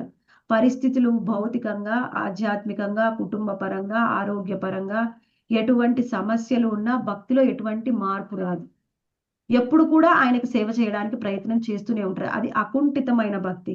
విశుద్ధము అకుంఠితమైన భక్తియుత సేవను నువ్వు చేసావు కాబట్టి నాకు ఈ ఏకాంత ప్రదేశంలో నువ్వు నన్ను కలుసుకోగలిగావు, అది గొప్ప వరదానము అని చెప్తున్నారు. ఇంకా తర్వాత ఏమంటున్నారంటే ముఖ్యమైన విషయం, ఎవరు భగవద్ధామానికి వెళ్ళడానికి అర్హులు ఇక్కడ విషయాన్ని చెప్తున్నారు. పూర్ణ జీవుడు ఎరిగి ఉండు నంతటి భగవద్ విజ్ఞానమును మనుషుడు పూర్తిగా తెలుసుకొనినప్పుడు వైకుంఠ లోకములు విలసితమై ఉన్న ఆధ్యాత్మిక ఆకాశమును ప్రవేశించుటకు అనుమతింపబడును. పూర్ణ జీవుడు అంటే ముక్త స్థితిలో ఉన్నటువంటి జీవుడు, అంటే భగవద్ధామం చేరుకోవడానికి అర్హత పొందినటువంటి జీవుడు అంటే ఉద్ధవుడు లాంటి వాళ్ళు. వాళ్ళకి ఏముందంట అర్హత? ఇక్కడ అక్కడ పైన చెప్పారు, విశుద్ధము అకుంఠితమైన భక్తియుత సేవ ఉండాలి, అది మొదటిది. ఇంకొకటి ఏం చెప్పారు అంటే ఇక్కడ భగవద్ విజ్ఞానమును మనుషుడు పూర్తిగా తెలుసుకొనినప్పుడు, ఇక్కడ ఏమన్నాడు? భగవద్ జ్ఞానము అనలేదు, భగవద్ విజ్ఞానము అన్నారు. భగవద్ జ్ఞానం అంటే భగవంతుడి గురించిన జ్ఞానము. ఆ జ్ఞానం భగవద్గీత చదివినప్పుడు మనకి తెలిసిపోతుంది, ఆయన ఎంతో జ్ఞానాన్ని ఇచ్చాడు మనకి. మరి విజ్ఞానం అంటే ఆ జ్ఞానాన్ని ఆచరిస్తే జ్ఞానాన్ని ఆచరిస్తే అదే విజ్ఞానం. అంటే ఏమిటి? మనం తెలుసుకున్నటువంటి జ్ఞానాన్ని ఆచరించడం వలన మనకి కొంత రియలైజేషన్ వస్తుంది. అప్పుడు ఏం జరుగుతుంది? అప్పుడు వైకుంఠ లోకానికి వెళ్ళడానికి, ఆ వైకుంఠమైన ఇక్కడ మనకి గోలోకమైన ఇక్కడ 2 ఒకటే అనుకోవాలి. అక్కడికి వెళ్ళడానికి, ఆధ్యాత్మిక లోకానికి వెళ్ళడానికి అప్పుడు మనకు అర్హత వస్తుంది. అంతే తప్ప ఓన్లీ జ్ఞానం వినగానే, అంటే భగవద్గీత భాగవతం రోజు వింటున్నానండి, అందుకని నాకు ఎంతో జ్ఞానం వచ్చేసింది, నేను ఎంతో జ్ఞానం పొందాను, నేను కూడా భగవద్ధామానికి వెళ్ళడానికి అర్హుండేనా? అర్హులం కాదు. ఇంకొకటి అర్థం చేసుకోవాలి, కొన్నిసార్లు మనం రోజు కొంత సాధన చేస్తూ, మేము ప్రతిరోజు చాలా గొప్పగా సాధన చేస్తున్నాం, చాలా మంది నేను చూశాను టెంపుల్లో ఇంత బాగా సాధన ఎవరు చేయట్లేదు, ప్రతిరోజు శాస్త్రాధ్యయనం క్లాసులు వినట్లేదు, ప్రతిరోజు పొద్దునే జపం చేయలేదు, వాళ్ళు మధ్యాహ్నం సాయంత్రం చేస్తున్నారు, కాబట్టి నేను గొప్ప భక్తుడిని, భక్తురాల్ని, నేను భగవద్ధామానికి వెళ్ళొచ్చు అని అపోహలో మనం ఉంటాం. ఎందుకు? కొంతకాలం వరకు ఓకే, మనం జూనియర్స్ అని అనేది ఉంటుంది, కొంతకాలం అయిన తర్వాత 2-3 ఏళ్ళు అయింది, 4-5 ఏళ్ళు అయింది అంటే ఇప్పుడు నేను సీనియర్ని అయిపోయా, అందుకని భగవద్ధామానికి వెళ్ళొచ్చు, నేను గొప్పవాణ్ణి గొప్పదాన్ని అని అనుకుంటాం. ఇక్కడ మనం గొప్పతనం, ఆ గొప్పతనం రోజు గోప్తోని మనం ఎప్పుడు కూడా భగవద్ధామం వెళ్ళలేము. ఎప్పుడు వెళ్తాం? ఇక్కడ అర్థం చెప్తున్నారు, భగవద్ విజ్ఞానమును మనుషుడు పూర్తిగా తెలుసుకున్నప్పుడు, అంటే ఆచరించి నువ్వు తెలుసుకున్నప్పుడు అప్పుడు నువ్వు వెళ్ళడానికి అర్హత పొందుతావు భగవద్ధామానికి. ఇప్పుడు ఆయన అర్హత పొందాడు ఉద్ధవుడు, అందుకని ఏకాంత సమయంలో ఆయన్ని కలుసుకోవడానికి అర్హత పొందాడు. ఎక్కడ ఉన్నాడు భగవంతుడు? ఇక్కడ ఉన్నాడు, నా కళ్ళ ముందు నేను భగవద్ధామానికి వెళ్తే మరి కృష్ణుడు ఇక్కడ ఉన్నాడు, మళ్ళీ అక్కడ కూడా ఉంటాడా? అక్కడ కూడా ఉంటాడు. మన విశ్వంలో మనకి దర్శనం ఇవ్వడం కోసం ఆయన ఎప్పుడు కూడా అవ్యక్త రూపంలో ఉంటాడు. కానీ ఆయన అవతారం తీసుకొని వచ్చినప్పుడు వ్యక్త రూపంలో, అంటే మన కళ్ళ ముందు కనిపిస్తూ ఉంటాడు. కళ్ళ ముందు కనిపిస్తూ ఉన్నప్పుడు ఏం జరుగుతుంది? దర్శించుకోవచ్చు. అప్పుడు ఆ సమయంలో ఆ భక్తులైనా ఎవరైనా కృష్ణుడికి దర్శనం దొరుకుతుంది. దర్శనం దొరికినంత తర్వాత భగవద్ధామానికి వెళ్తామని అనుకోకండి. అందరూ వెళ్ళలేరు. ఎవరికి కృప ఉంటుందో వాళ్ళు వెళ్తారు. కానీ అందరం దర్శనం చేసుకోవచ్చు. కానీ ఇప్పుడు ఏం జరిగింది? అవ్యక్త రూపంలోకి వెళ్ళిపోతున్నాడు. అంటే వ్యక్త రూపంలోంచి ఆయన వెళ్ళిపోయి కేవలం అవ్యక్త రూపంలో ఉంటాడు. ఎక్కడికి వెళ్తాడండి? ఎక్కడికి వెళ్తాడంటే ఆయన యొక్క నిజధామానికి. సూర్యుడు ఎప్పుడైతే మనకి కొంత సమయం గడిపించి రాత్రి కాగానే ఆయన వేరే వైపుకి వెళ్ళిపోతాడు. అలాగే భగవంతుడు కూడా మనతో కొంత సమయం గడపడానికి, ఆయన లీలని చేయడానికి, మనల్ని ఉద్ధరించడానికి, దర్శనం ఇవ్వడానికి వస్తాడు. ఆయన లీలలన్నీ పూర్తయిగానే మళ్ళీ భగవద్ధామానికి వెళ్ళిపోతాడు. అంటే భగవద్ధామానికి వెళ్ళిపోతే ఇక్కడ ఉండడు కదా మాతాజీ. ఒకవేళ అక్కడి నుంచి ఇక్కడికి వచ్చినప్పుడు అక్కడ ఉండడా? అలా కాదు. ఆయన అక్కడ ఉండగలడు, ఇక్కడ ఉండగలడు. అంటే ఎక్కడ? భగవద్ధామంలో ఉంటాడు, మన విశ్వంలో ఉంటాడు. మన విశ్వంతో పాటు ఇంకో ఎన్నో విశ్వాల్లో కూడా ఉండవచ్చు. ఒకే సమయంలో ఆయన ఎన్ని ప్రదేశాల్లో అయినా ఉంటాడు. అలా ఇప్పుడు ఆయన లీలల్ని ముగించి భగవద్ధామానికి వెళ్ళాలనుకున్నారు. ఆ తర్వాత ఉద్ధవుడు ఇంకా స్మరించుకుంటూ ఉన్నాడు అనమాట. ఆయన ఇంకా నాకు జ్ఞానం ఇవ్వమని ఉద్ధవుడు కృష్ణుని స్మరిస్తూ ఉన్నాడు. ఏమంటున్నాడు ఇక్కడ 13వ శ్లోకంలో? పురామయ ప్రోక్తమజాయ నాభ్యే పద్మే నిషణ్ణాయ మమాది సర్గే జ్ఞానం పరం మన్మహిమావభాసం యస్సూరయో భాగవతం వదంతి. నెక్స్ట్ మాతాజీ నేను కొద్దిగా చదవనా? ఓకే, చదవండి ప్రభు. ఓ ఉద్యోగుడ, నా నాభ కమలము నుండి చిత్తుడైనంటి బ్రహ్మదేవుడుకు సృష్ట ఆరంభమైన పూర్వము పద్మ కలాపముల నందు నా దివ్య మహిమలను గురించి నేను పలికింటిని. వానిని మహర్షులు శ్రీమధ్య భాగవతము వసించునందురు. మాతాజీ. హరే కృష్ణ ప్రభు. ఇక్కడ ఏమంటున్నారంటే ఉద్ధవుడు ఏమంటున్నాడు? ఓ ఉద్ధవ, ఇది కూడా భగవంతుడు చెప్తున్నాడు. నా నాభి కమలంలో స్థితుడైనట్టు బ్రహ్మదేవునికి నా దివ్యమైన మహిమల్ని గురించి నేను ఇంతకు ముందే చెప్పి ఉన్నాను. వానిచే మహర్షులు శ్రీమద్ భాగవతం అని వచింతురు. నేనెప్పుడైతే బ్రహ్మదేవుడికి జ్ఞానాన్ని ఇచ్చానో అదే జ్ఞానాన్ని శ్రీమద్ భాగవతము అని మహర్షులు పిలుస్తూ ఉన్నారు. ఇక్కడ మనం అర్థం చేసుకోవాలి. మనకిది ద్వితీయ స్కందంలో వస్తుంది. ఆ జ్ఞానం ఏమిటి? బ్రహ్మదేవుడికి ఇచ్చిన జ్ఞానం అదే చతుశ్లోకి భాగవతం. అది ఇక్కడ మనం ఏమర్థం చేసుకోవాలంటే ఆ దేవదేవుని వివరణ ఇక్కడ మరింత మనకి స్పష్టంగా చెప్తుంది. అది ఏమిటి అంటే బ్రహ్మదేవుడికి వసగిడిన సంక్షిప్త రూప శ్రీమద్ భాగవతము తన వ్యక్తిత్వమును వివరించుటకే ఉద్దేశింపబడినది భగవానుడు పలికెను. ఇక్కడ ఆ 4 శ్లోకముల యొక్క నిర్విశేష వ్యాఖ్యానం ఇచట నిరర్ధకము కావించబడుతున్నది. ఆయనకి ఇచ్చిన ఆ జ్ఞానంలో ఏం చెప్పారు? శ్రీకృష్ణ భగవాను తన వ్యక్తిత్వమును వివరించుటకు ఉద్దేశించారు. వ్యక్తిత్వము అంటే వ్యక్తి ఉంటేనే వ్యక్తిత్వం ఉంటుందా? ఆయన లేకుండానే ఉంటుందా? వ్యక్తి ఉంటేనే అంటే మనకి అక్కడ అర్థం చేసుకోవాలి కదా, భగవంతుడు వ్యక్తి రూపంలో ఉన్నాడు, నిరాకార బ్రహ్మం కాదు అని మనకి ఈజీగా అర్థమవుతుంది. కృష్ణుడు ఏం చెప్తున్నాడు? ఆ మొత్తము చతుశ్లోకి భాగవతంలో నా వ్యక్తిత్వాన్నే చెప్పాను నేను, అదే భాగవతం అని మీరు చెప్పుకుంటూ ఉన్నారు అన్నారు. అంటే కొంతమంది ఈ ప్రత్యేకంగా ఈ చతుశ్లోకి భాగవతానికి ఈ నిరాకారవాదులు ఎంతో మంది వాళ్ళ యొక్క భాష్యాన్ని చెప్పారనమాట. అది తప్పు. నేను ఒక వ్యక్తిని, అందుకే నా వ్యక్తిత్వాన్ని చెప్పాను అని ఇక్కడ స్వయంగా కృష్ణ భగవాన్ చెప్తున్నాడు. అది ఎప్పుడు కూడా నిర్విశేష జ్ఞానం మీద ఇచ్చినటువంటి వ్యాఖ్యానం కాదు అని శ్రీధర స్వామి కూడా మనకు ఆ విషయాన్ని వివరించారు. శ్రీధర స్వామి కూడా. ఇంకా దాని గురించి మనకి భగవంతుడు ఇంకా ఏం చెప్తున్నారు అనేది 14వ శ్లోకంలో చూద్దాం. ఇత్యాదృతోక్త పరమస్య పుంసః ప్రతిక్షణానుగ్రహ భాజనోహం స్నేహోత్తరో స్థలితాక్షరస్థం ముంచన్ శుషప్రాంజలిరాబభాషే. నెక్స్ట్ ఎవరు చదువుతారు? లక్ష్మీమాత చదవండి. హరే కృష్ణ మాతాజీ. ఉద్ధవుడు పలికిన విదుర, ఓ విదుర, ఆ విధముగా ప్రత్యక్షముగా నేను దేవదేవునికి ఆదరింపబడి తిని అమితానుగ్రహముతో సంబోధించబడినప్పుడు నా కంఠము గద్గతమయ్యను, దేహము రోమాంచితమయ్యను, పిదప కన్నీటిని తుడుచుకొనుచు ముకుళిత హస్తుడనై నేనిట్లు పలికి తిని. హరే కృష్ణ మాతాజీ. ధన్యవాదాలు.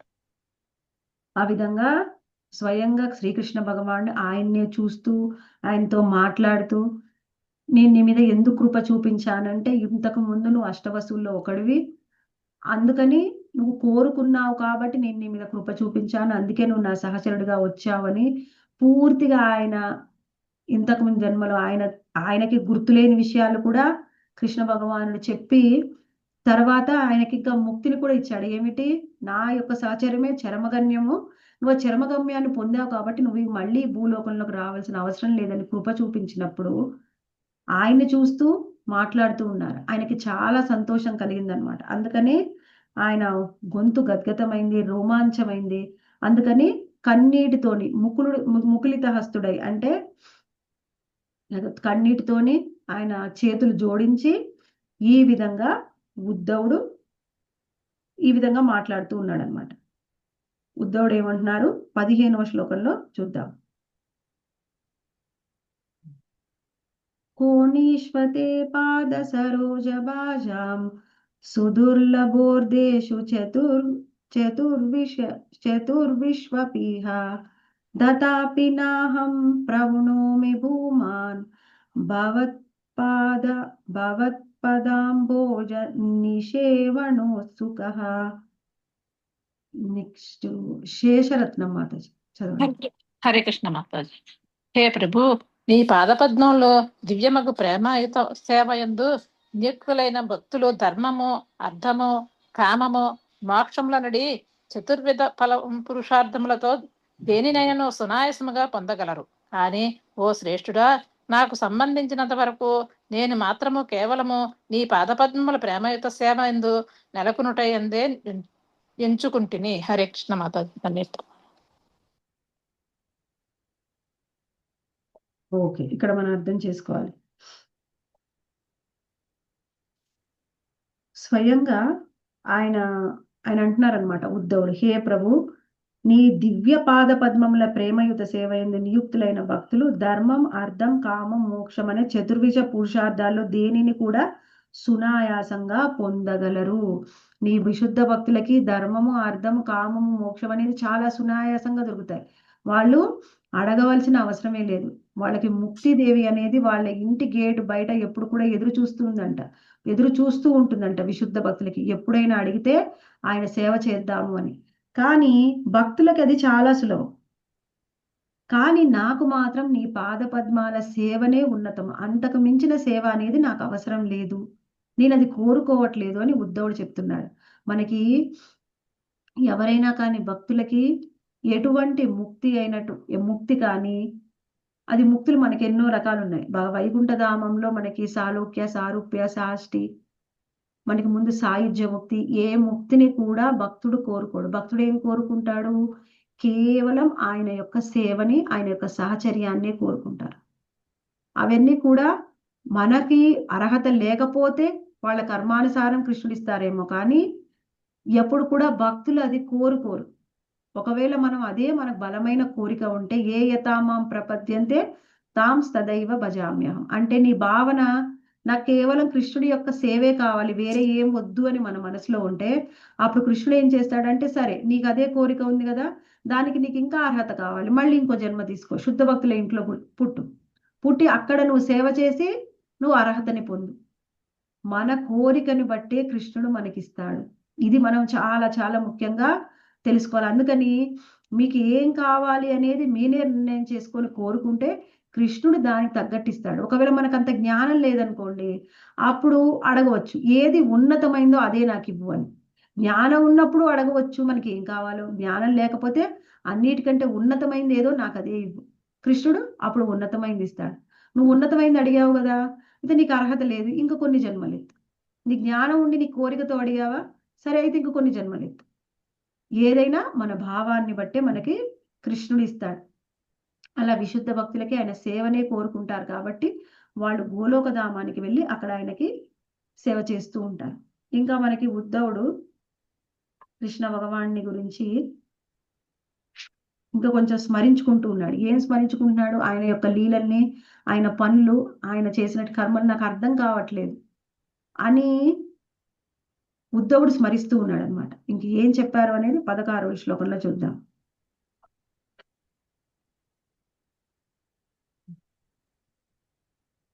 కర్మాణ్యనీహస్య భవో భవస్య తే దుర్గాశ్రయోధారి భయాత్ పలాయనం కాలాత్మనో యత్ ప్రమదాయుతాశ్రమః సాత్వన్రతే కిత్యతి దీర్విదామిహ. నెక్స్ట్ ఎవరు చదువుతారండి? ఎవరైనా కొత్త వాళ్ళు చదువుతారా? ఓకే, సత్యయ్య ప్రభు చదవండి. హరే కృష్ణ మాత దండోత్ ప్రణామం.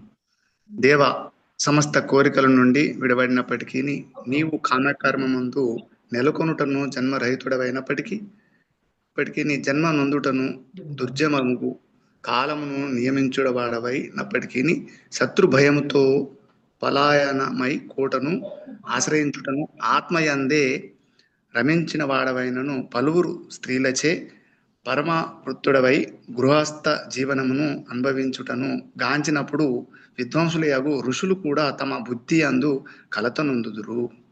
ధన్యవాదాలు మాతాజీ. హరే కృష్ణ. హరే కృష్ణ ప్రభు. ఇక్కడ ఏమని స్మరించుకుంటూ ఉన్నాడంటే కృష్ణుడి యొక్క లీలలు అసలు కొన్నిసార్లు ఆశ్చర్యాన్ని కలిగిస్తున్నాయి నాకు. ఎందుకు ఇలా కృష్ణుడు చేశాడు అని. అందులో ఏమంటున్నారంటే, నీకు ఏ కోరికలు లేవు, సమస్త కోరికల నుంచి బయటపడ్డావు, అయినా సరే నీవు కామ్యకర్మల యందు నెలకొనుటకు. ఎందుకు కామ్యకర్మల్లో నెలకొన్నావు? కామ్యకర్మలు అంటే ఏం చేశాడు కృష్ణుడు? ఆయన ఎప్పుడైతే మానవ రూపంలో, అంటే ఆయన ఆధ్యాత్మికమైన శరీరము స్వయంగా భగవంతుడైనప్పటికీ మనలాంటి రూపంలో ఆయన భూమి మీదకి వచ్చాడు. అది ఎవరికైతే తెలుస్తుందో వాళ్ళందరికీ తెలుస్తుంది ఆయన స్వయంగా భగవంతుడు, పూర్తి ఆధ్యాత్మికం. తెలియని వాళ్ళు భౌతికమైన రూపం అని అనుకుంటారు. మరి నీకు అసలు అవసరమే లేదు, అయినా సరే నువ్వు ఎన్నో పనులు చేశావు. కృష్ణుడు ఎన్నో పనులు చేశాడు.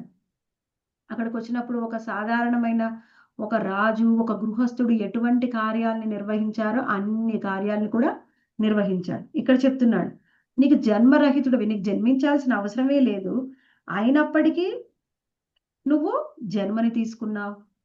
తీసుకోవాల్సిన అవసరం లేకపోయినా జన్మని తీసుకున్నావు. ఇంకా నువ్వు కాలాన్నే నియమిస్తావు. అటువంటివి నువ్వు కాలమే నువ్వు ఆపగలవు. నువ్వెందుకు భయపడి పారిపోయావు? ఎవరు? జరాసంధుడు వచ్చినప్పుడు నువ్వెందుకు యుద్ధంలో భయపడి పారిపోయావు? అది అవసరమా నీకు? అవసరం లేదు. ఇక్కడ ఏమంటున్నారు, నువ్వు ఎప్పుడూ కూడా నీ ఆత్మలోనే రమిస్తూ ఉంటావు. అటువంటి నీవు స్త్రీలతో నీ ఎందుకు సాంగత్యాన్ని పొందావు? వాళ్ళ సాంగత్యం నీకు అవసరం లేదు. నువ్వు ఆత్మారాముడివి. ఎప్పుడు నువ్వు ఆనందంగా ఉండగలిగిన నీకు ఎందుకని మళ్ళీ స్త్రీల సాంగత్యం? ఇవన్నీ కూడా నాకు ఆశ్చర్యాన్ని కలిగిస్తున్నాయి అని స్వయంగా ఎవరు చెప్తున్నారు? ఉద్ధవుడు అంటున్నాడు. ఇక్కడ ఏమంటున్నాడు, అన్ని కోరికల నుంచి బయటపడ్డావు, అయినా ఎన్నో పనులు చేశావు, కామ్య కర్మలు ఎన్నో చేశావు. అది అవసరం ఏంటి? నువ్వు అసలు జన్మే అవసరం లేదంటే ఎందుకు జన్మ తీసుకున్నావు? మళ్ళీ బ్రజవాసుల్ని రక్షించడం కోసం గోవర్ధన గిరిని ఎందుకు ఎత్తావు? ఆయనకి ఆశ్చర్యంగా ఉందన్నమాట. ఇంకేమిటి, ఇవన్నీ ఎందుకు చేశాడు కృష్ణ? ఆయన కావాలంటే కాలాన్ని ఆపగలడు, జరాసంధుని ఒక క్షణంలో వధించగలడు. ఎందుకు మృత్యు భయంతో పారిపోయాడు అంటే ఆయన భక్తుల్ని ఉద్ధరించడం కోసం. అక్కడ గుహలో ఒక భక్తుడు ఉన్నాడు, ఆయన భక్తుడిని ఉద్ధరించాలి. మళ్ళీ ఇంకొకటి, ఎవరైతే ఆ అసురుడికి, ఎవరు కృష్ణుడు పలాయనం చిత్తగించినప్పుడు జరాసంధుడితో పాటు ఇంకొక అసురుడు కూడా వస్తాడు. అసురుడు పేరు గుర్తు రావట్లేదు. ఆయన ఏం చేశాడు? ఆయనకు ఒక వరం ఉందన్నమాట. ఎవరైతే కాలయవనుడు మాతాజీ, కాలయవనుడు, ఆ కాలయవనుడికి ఒక శక్తి ఉంది. ఎవరైతే ఆయన ముందుకు వెళ్ళి యుద్ధం చేస్తారో వాళ్ళ శక్తిని ఆయన తీసేసుకుంటారనమాట. అందుకని ఆయనకి అది కాదు, ఆయనకి ఏమిటి, ఆయన ఎవరు వధించలేరు. ఏ విధమైన ఆయుధం చేత కూడా ఆయన వధింపబడ్డు. అందుకని ఏం చేశాడు, అక్కడ ఆయన గుహలో ఉన్నటువంటి ఆయన భక్తుడు ఎన్నో రోజుల నుంచి తపస్సు చేస్తుంటే ఆయన కృపనిచ్చాడు, ఆయన ద్వారా ఈ కాలయవన్ని చంపించాడు. అది బయటకు చూసిన వాళ్ళకి కొంతమంది భగవంతుడి జ్ఞానం లేదు, అజ్ఞానంలో ఉన్నటువంటి అభక్తులకి కృష్ణుడు కూడా పారిపోయాడు యుద్ధం నుంచి అనవచ్చును. కానీ ఎవరైతే భక్తులకు వాళ్ళకి అర్థం అవుతుంది. ఆ భక్తులు అజ్ఞానంలో ఉన్న వాళ్ళకి చెప్పవలసిన అవసరం లేదు, చెప్పినా వాళ్ళు వినరు. ఎవరికైతే సుకృతి ఉంటుందో, భగవంతుడి కృప ఉంటుందో వాళ్ళ కృష్ణుడు అర్థం అవుతాడు. అది మనము అర్థం చేసుకోవాలి. ఇక్కడ మరి ఆత్మారాముడు అయితే స్త్రీలతోని ఎందుకు నువ్వు ఆనందించావు అంటే, స్త్రీలు కూడా ఆయన శరీరంలోని భాగమే. ఎవరు కూడా ఆత్మ ఆనందం ఎంత ఉన్నప్పటికీ మనం ఒంటరిగా పొందే ఆనందం కంటే మన వాళ్ళతో మనం పొందే ఆనందం ఇంకా ఎన్నో రెట్లు పెరుగుతుంది. అందుకని ఆయన భక్తులతో కలిసి ఆయన ఆనందాన్ని పంచుకున్నారు. మనకు కూడా ఇప్పుడు భగవద్గీత భాగవతం చదివితే ఎవరికైనా చాలా బాగుంటుంది, నచ్చుతుంది. కానీ భక్తుల సాంగత్యంలో మనం అందరం కలిసి చర్చించుకున్నప్పుడు ఇంకా బాగుంటుంది. ఒక్కళ్ళమే చదివితే అర్థం కాదు, ఇంకా ఆనందం రాదు. అంటే కొన్నిసార్లు అర్థమైనా కానీ మాతాజీ ఆనందం రాదు. ఆనందం భక్తుల సాంగత్యంలో పొందే ఆనందమే వేరు. కృష్ణుడు ఇప్పుడు మనం ఒకటి అర్థం చేసుకోవాలి, ఏదైనా మనకు ఉన్నటువంటి భావన, ఆ భావనని సృష్టించింది కూడా కృష్ణుడే. మనకి 3వ స్కందంలో తర్వాత 12వ అధ్యాయం తర్వాత వస్తుందన్నమాట. స్వయంగా భగవంతుడి యొక్క కాలరూప మహిమల్ని వర్ణించిన తర్వాత మైత్రేయముని వర్ణిస్తాడు. ఏమిటి, బ్రహ్మదేవుడు ఏమేమి సృష్టి చేశాడని. మనం చూస్తే బ్రహ్మదేవుడి నుంచి ఎన్నో సృష్టించాడు. ఆయన సప్తర్షుల్ని సృష్టించాడు, ఆయన 10 మంది కుమారులని. ఆ తర్వాత ఇంకేం సృష్టించాడంటే ధర్మాన్ని అధర్మాన్ని కూడా బ్రహ్మదేవుడి నుంచే వచ్చాయి.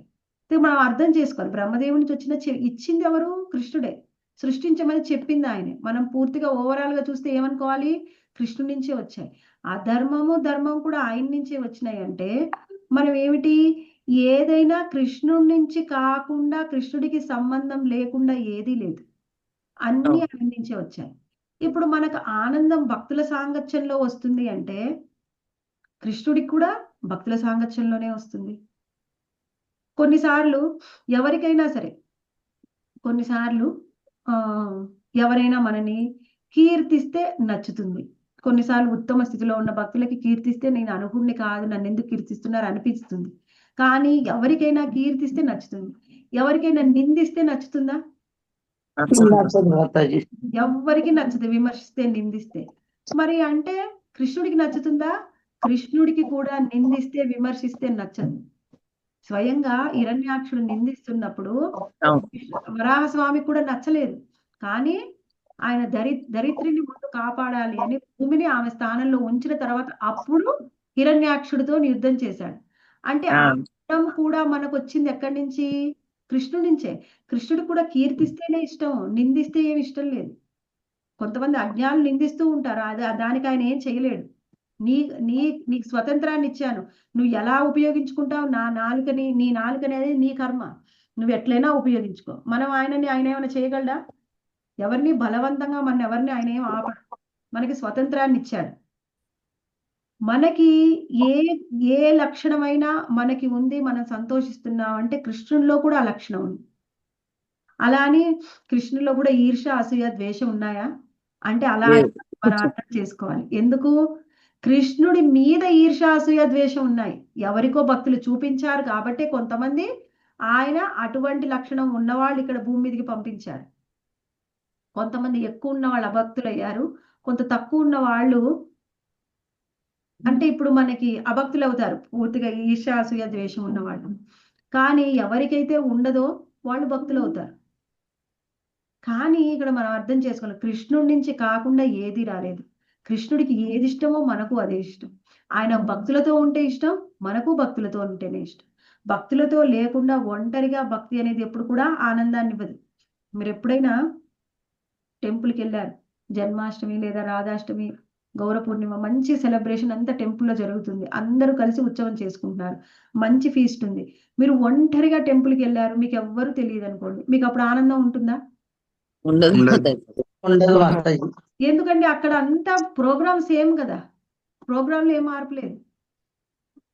అంటే మనకి దాన్ని చెప్పుకొని ఇది చాలా బాగుంది అనేది అనుభవించడానికి మనసులో మాట బయటికి చెప్పుకోవడానికి మన వాళ్ళు అంటూ ఎవరు ఉంటారు కాబట్టి మనం ఎవరికి చెప్పలేం కాబట్టి ఆనందం మన ఆనందాన్ని వ్యక్తం చేయలేం.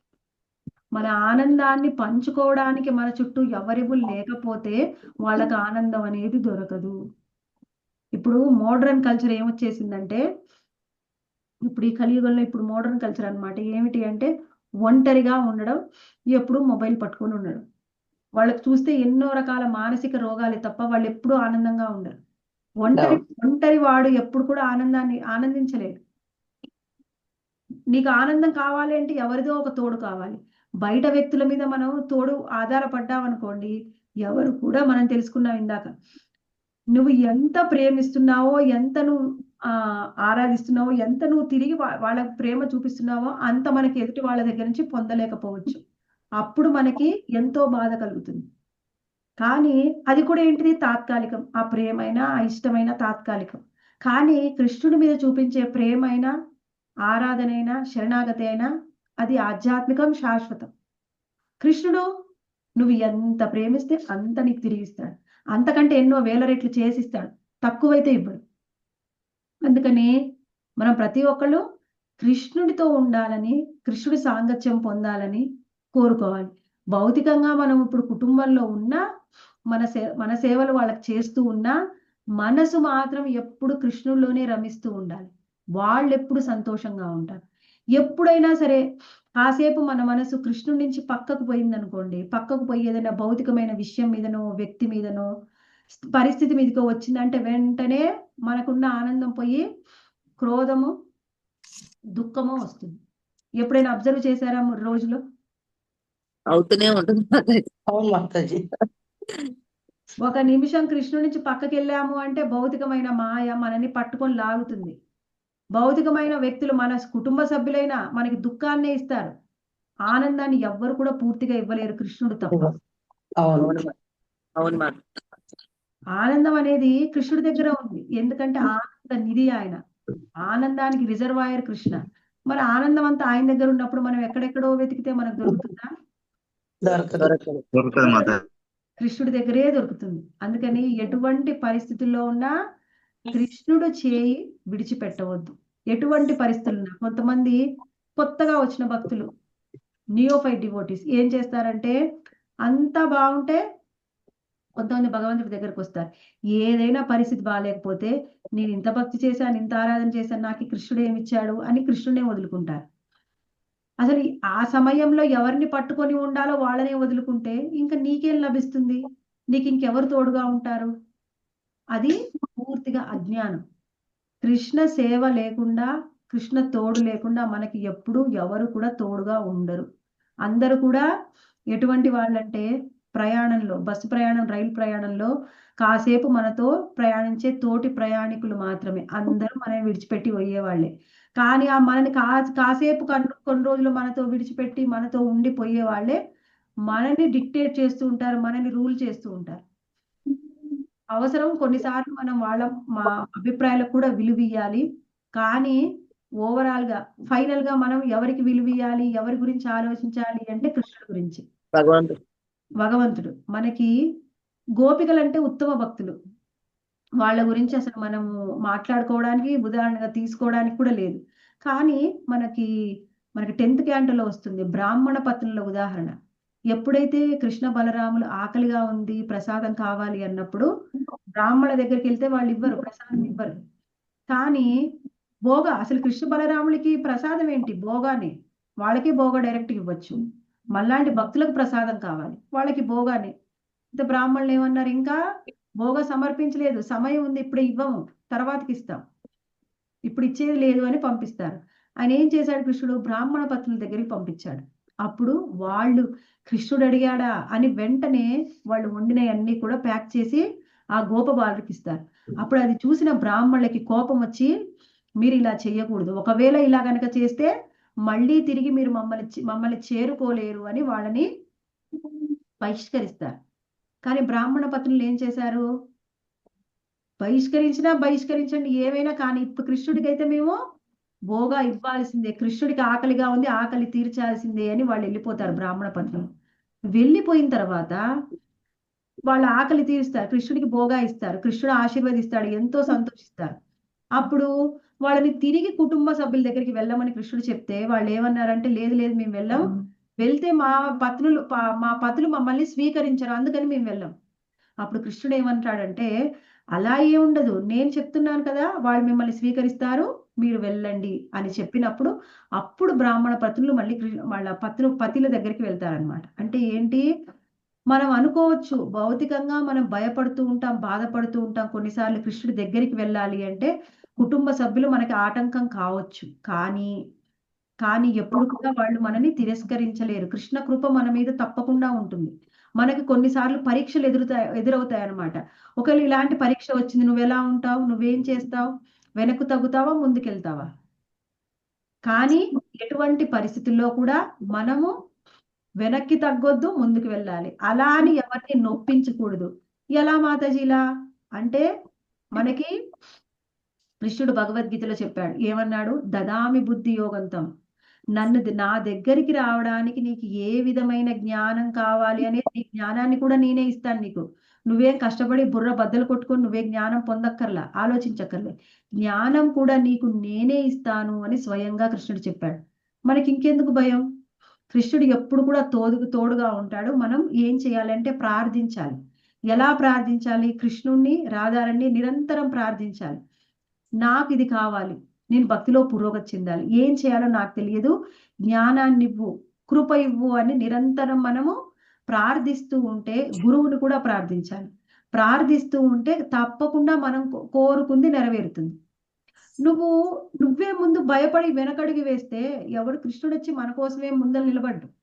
నువ్వు కోరుకుంటే అప్పుడు వచ్చి నిలబడతాడు. నువ్వు కోరుకోకపోతే, స్వయంగా ద్రౌపది 100% 100% శరణాగతి అయ్యే వరకు కృష్ణుడు వెయిట్ చేశాడు.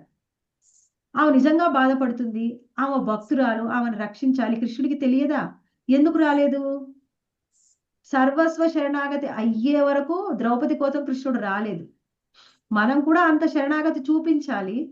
మనం ఎట్టి పరిస్థితుల్లో మనం పురోగతి చెందాలి అని మనం కోరుకుంటే కృష్ణ కృప సహాయం ఉంటాయి. మనమే వెనక్కి తగ్గామనుకోండి, ఏం జరుగుతుందో, ఏమవుతుందో, ఎలా ఉంటుందో అని, అప్పుడు కృష్ణుడు కూడా మనకు సహాయం చేయడు. మనకి ఇక్కడ అదే చెప్పాడు కృష్ణుడు, ఏ యథా మాం ప్రపద్యంతే తాం తదైవ భజామ్యహం. నువ్వు ఎలా నన్ను భజిస్తావో, ఏ భావంతో, అదే భావాన్ని నువ్వు పొందుతావు. నీ భావం ఎంత బలంగా ఉంటే కృష్ణుడి యొక్క కృప కూడా అంత బలంగా ఉంటుంది. నీ శరణాగతి ఎంత స్ట్రాంగ్ గా ఉంటే కృష్ణుడి యొక్క కృప కూడా అంతే స్ట్రాంగ్ గా ఉంటుంది. మనది బలహీనంగా ఉంటుంది. ఎలా? కృష్ణ, నేను అనుకుంటున్నాను ఇది, ఒకవేళ వీలైతే వస్తాను, అందరూ ఒప్పుకుంటే ముందుకు వస్తాను, లేకపోతే ఆగిపోతాను. అది కాదు అచంచలమైన విశ్వాసం, అది కాదు.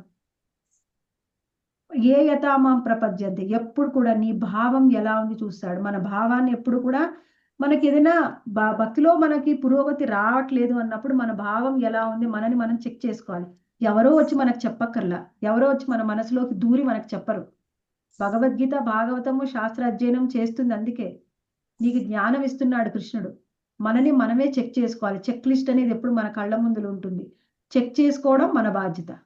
మనం ఎక్కడ ఆగిపోతున్నాం, ఏంటి నా భావంలో ఏం తేడా ఉంది, నేను ఎలా ముందుకెళ్తున్నాను, ఎలా నన్ను నేను సరి చేసుకోవాలి అని కృష్ణుడినే అడిగితే ఆయనే మనకి జ్ఞానం ఇస్తాడు. భగవద్గీత, భాగవతం రూపంలోనే మనకి ఆయనే జ్ఞానం ఇస్తాడు. కానీ తీసుకోవడానికి మనం సిద్ధంగా ఉండాలి. మన కళ్ళ ముందు ఏమిటి, భగవంతుడి యొక్క పాయసము సిద్ధంగా ఉన్న, తీసుకోవడానికి ఆయన కృప సిద్ధంగా ఉన్న, తీసుకోవడానికి మనం సిద్ధంగా లేకపోతే మన నోట్లోకి వచ్చేది పడదు. మనమే తీసుకొని చేతులతోని కళ్ళకద్దుకొని నోట్లో వేసుకుంటేనే మనకి ఆ ప్రసాదం, మనకి దాని యొక్క ఫలితం ఇస్తుంది. మనం తీసుకోకపోతే కృష్ణుడు వచ్చి మన నోట్లో మనకేం తినిపించడు. కొంత మన ప్రయత్నం కూడా ఉండాలి. ప్రయత్నం చేస్తే ఫలితం కృష్ణుడు ఆటోమేటిక్ గా ఇస్తాడు. ఈరోజు మనము 18 శ్లోకాలు చర్చించామండి. 17 ఓకే, 16 మాతాజీ, 16 మాతాజీ. ఓకే, 16 చర్చించాము. మిగిలిన శ్లోకాలు మనం నెక్స్ట్ వీక్ చర్చించుకుందాం. Hare Krishna. Any comments, questions, devotees? భక్తితో అర్థం చేసుకోవడానికి ఈ మళ్ళీ తత్వజ్ఞానం అంటే అదేంటి భేదం ఏంటి అంటే, తత్వజ్ఞానం అంటే ఏమిటి? భగవంతుణ్ణి అర్థం చేసుకోవడానికి ప్రయత్నం చేస్తూ ఉంటారు. కానీ భక్తులు ఏం చేస్తారు? ఆయన్ని ప్రేమతో సేవిస్తూ ఉంటారు. సేవ చేసినప్పుడు కూడా ఆయన్ని అర్థం చేసుకోవడానికి ప్రయత్నం చేస్తాం. ఎలా? కృష్ణుడికి ఏమిష్టం? ఏమిష్టం లేదు? ఎలా సేవ చేస్తే ఇష్టం? ఆయన భక్తులతో మనం ఎలా ఉంటే ఇష్టం? అది కూడా జ్ఞానమే. కానీ ఆ జ్ఞానం పొందడంలో మన భావం వేరు. అక్కడ జ్ఞానం ఎందుకు పొందుతున్నాం? జ్ఞానం కోసమే కృష్ణుడిని తెలుసుకోవాలి. ఆయన జ్ఞానం ఏంటి? ఆయన తత్వం ఏంటి? అసలు ఆయన ఎవరు? ఆయన శక్తి సామర్థ్యాలు ఏమిటి? అలా తెలుసుకోవడం కూడా జ్ఞానమే. ప్రేమతోని మనకిష్టమైన వాళ్ళ గురించి తెలుసుకోవడం కూడా జ్ఞానమే. జ్ఞానంలో 2 రకాలున్నాయి. ఇంకొకటి అది కేవలం సరే కృష్ణుడిని గురించి పొందే జ్ఞానం అయితే కొంత నయం. అది కూడా లేదు. నిరాకారం మీద కూడా జ్ఞానం పొందాలనుకుంటారు. అది కూడా జ్ఞానం కిందకే వస్తుంది. మనము ఏ విధంగా జ్ఞానాన్ని పొందాలనుకుంటున్నాం అది చాలా ముఖ్యమైనది. కృష్ణుడి మీద ప్రేమతోని ఆయన గురించి తెలుసుకోవడానికి ప్రయత్నం చేస్తే అది భక్తి అవుతుంది.